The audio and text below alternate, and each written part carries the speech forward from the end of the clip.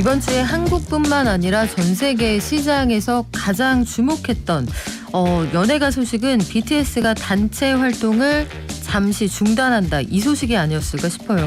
빌보드 차트를 석권하고 백악관에 초청이 됐던 그야말로 빅셀럽이죠. BTS는 왜 이런 결정을 했을까요? 그리고 하이브 주가는 이슈가 불거진 당일에만 24% 폭락을 했습니다. 어제도 빠졌고 오늘은 소폭 오르는 것 같은데 굉장히 미미한 상황이에요. 9년 동안 달려온 BTS가 이런 결정을 한 이유는 뭘까요? 그리고 넷플릭스가 오징어 게임 실사판의 게임을 영국에서 진행을 한다고 합니다. 사진 찍어서 보내면 뽑아서 참가자 결정한다고 하는데 이거 재밌네요. 여러 가지 문화계 소식들 김영대 평론가와 함께 이야기 나눠볼게요. 안녕하세요. 예, 안녕하세요. BTS가 9년 동안 완전체로 활동을 하다가 이제 개인 활동도 하고 잠시 단체 활동을 중단한다라고 얘기를 했습니다. 진짜 이유가 따로 있나요? 이유가 궁금한 것 자체가 저는 좀 약간 의아할 수도 있다. 반대로 왜요? 생각해 보면. 그 다들 팬들이 제일 궁금해하거든요. 물론 BTS라는 그룹의 상징성과 또 뭐랄까 이거를 갑작스러운 소식으로 생각하시는 분들에게는 뭐 충격일 수 있겠지만 네. 그룹 활동 말씀하신 대로 9년 아닙니까? 이제 아이돌 같은 경우 7년 이상 넘어가면은 이제 정말 무슨 일이 일어나도 이상하지 않을 정도의 커리어인데 사실은 9년간 본격적인 솔로 활동이 거의 없었고 믹스테이프를 제외하고는 각자의 영역에서 개별적으로 활동하는 게 없었기 때문에 사실상 조금 더 이런 시기가 일찍 찾아와도 이상하지 않았을 것이라고 저는 생각해요. 그래서 어떤 그룹이 그룹의 정체성은 유지한 상태에서 각각의 멤버들이 솔로 활동을 펼쳐나가겠다라는 거는 사실 만약에 이들이 유명하지 않은 그룹이었다면 큰 뉴스거리가 안 됐을 거라고 저는 솔직히 생각하거든요. 아니 그건 네. 마땅한 일이죠. 네네네. 그래서 뭐 이유를 찾자면 그러니까 제가 왜 그 말씀을 드리냐면 특별한 이유가 있을까 하는 거예요. 그러니까 그룹으로서 저는 자연스러운 뭐 진화? 이동의 과정이었을 거라고 생각하고 그간 뭐 드러내놓고 말하진 않았겠지만 본인들마다 각자의 어떤 계획들이 다 있었을 겁니다. 뭐 현실적인 뭐 군 문제도 네. 있겠지만 그래서 그런 것들을 서로 조율하는 과정에서 다만 적어도 팬들에게 이런 식의 그들의 뭐 진심이라든지 그런 이유 같은 것들은 우리가 좀 설명하는 것이 어떻겠느냐라고 생각을 했을 것 같고요. 그래서 이거를 가령 기자회견이나 혹은 뭐 성명의 형태로 말하지 않고 네. 굉장히 자연스러운 형태로 그 BTS 페스타 중에서 회식이라는 형태로 그런 맥락들을 설명한 게 아닌가 싶습니다. 그래요. 코로나가 막 풀린 상황이기도 하고 BTS가 오랜만에 앨범을 내서 뭐 사전 계약 200만 장 이런 얘기도 있었습니다만 그 무엇보다 그들이 열심히 활동하는 걸 기다린 팬들이 너무 많거든요.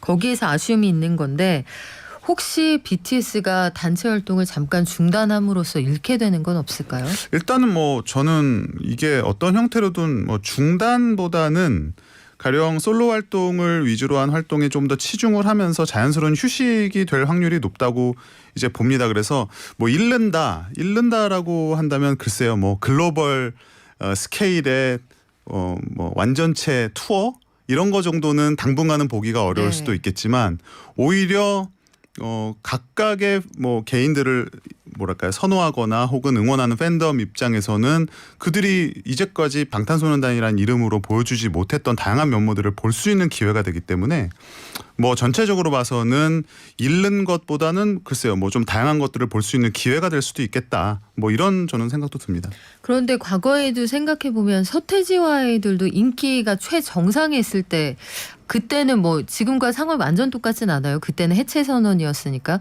근데 인기 정점에서 그룹들이 팬들이 생각하지 못했던 선택을 하는 경우가 많거든요. 그 왜 그렇습니까? 그게 이제 저는 뭐 서태지와 아이들 같은 경우는 은퇴 선언이었고요. 그다음에 이제 뭐 비틀즈 같은 경우는 외부적인 요인 또 혹은 뭐 이런 개인들의 문제 때문에 사실상 해체 수순을 밟는 경우였죠. 그러니까 BTS 같은 경우는 이제 완전히 좀 다르다라고 생각이 드는데 다만 뭐 공통점이 정점에서 어떤 결정이 내려진다라고 이제 굳이 공통점을 찾는다면 저 이런 말씀을 드리고 싶어요. 우리는 그 아티스트의 정점의 시기를 우리가 지금 보고 있는 거지 않습니까? 하지만 아티스트 입장에서는 그 정점에 오르기까지는 너무나 오랜 세월이 걸렸어요. 그렇기 때문에 이미 그 안에서 자신들이 하고 싶은 바라든지 뭐 그 안에서 조금 다양한 길을 모색하는 것들에 대한 생각을 저는 오래전부터 해왔을 것인데 다만 우리가 지금 바라보는 관점에서는 지금 가장 잘 나가고 있는데 가장 정점의 순간에서 네. 왜 다른 선택을 해? 이렇게 말할 수 있는 거죠. 하지만 그 아티스트의 입장에서 봤을 때는 그게 정점의 순간에서 굳이 내리는 다른 선택은 아니다. 이미 그동안 어떻게 보면 쌓아왔던 활동의 연장선상에서 이제 자연스러운 변화를 모색하는 거다라고 저는 평가를 합니다. 지금 말씀하신 그 회식의 형태로 가지고 이야기했던 그때 RMC가 했던 얘기를 보면 한국식 아이돌을 키워나가는 이런 구조를 보면 숙성할 시간을 주지 않는다 이런 얘기를 하더라고요. 그들이 토로하고 있는 그 숙성할 시간을 주지 않는다. 슈가가 얘기했던 그 쥐어짜는 것 같다 이런 느낌이 어떤 걸까요? 기본적으로 아이돌 시스템이라는 건 어쨌든 기획사가 그룹을 만들고 기획사 주도로 어떤 계획을 짜고 그 안에서 어떻게 보면은 아티스트가 조금은 끌려다니는 형태로 그 스케줄들을 소화해야 되는 거죠. 사실상 소화한다는 말이 적합할 것 같은데 그러다 보니까 자신들이 때로는 하고 싶지 않은 방향성 혹은 하고 싶지 않은 스케줄도 소화를 해야 되고 그러다 보면 이런 바쁜 와중에서 내가 조금 더 생각하고 나는 이런 방향으로 갈 것이다라는 본인만의 컨트롤을 놓칠 수가 있다는 거죠. 그런 부분을 말한 거라고 봐지고 사실 이거는 그런데 아이돌만의 문제라기보다는 저는 그래서 RMC가 아이돌 시스템을 직접 저격한 건 아니라고 생각을 하거든요. 그러니까 아티스트적인 고민 그리고 지금 뭐 9년차 10년차에 이르르는 뮤지션으로서의 나름의 변화에 대한 그 열망 같은 것들 그런 다음에 이제 한국 아이돌 씬이 갖고 있는 그런 시스템적인 문제를 전 종합적으로 짚은 거라고 생각해요. 그리고 제가 한 가지를 굳이 꼽자면 지금 한국의 아이돌 시스템은 기본적으로 굉장한 이상주의를 추구하고 있습니다. 굉장히 완벽해야 되고 항상 팬들이나 모든 부분에 있어서 긍정적이고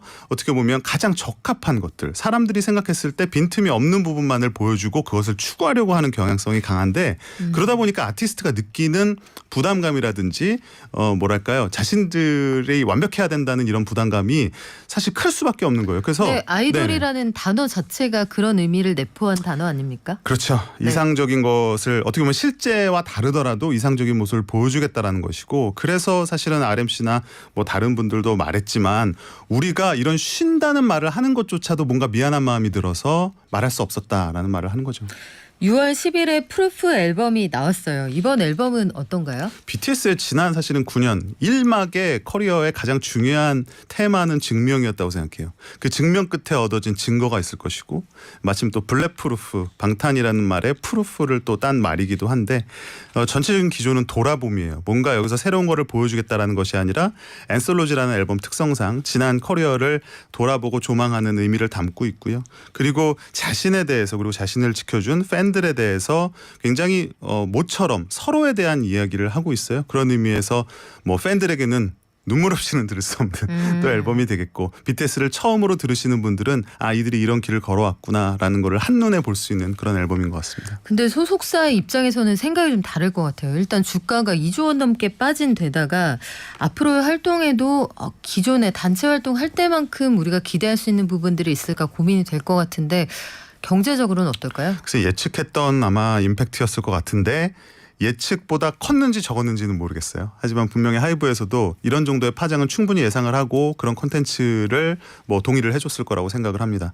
근데 지금 하이브가 지난 몇 년간 사실은 추구해 온 게 BTS 이후에 하이브거든요. 네. 예, 그래서 투모로우바이투게더라든지 다양한 그룹들을 통해서 그 이유를 도모해 왔고 하지만 그 누구도 BTS의 자리를 금방 대체할 거라고 예상한 사람은 아무도 없었을 겁니다. 그래서 충분히 피해는 감수를 하고 있는 상황이라고 생각이 들 거고요.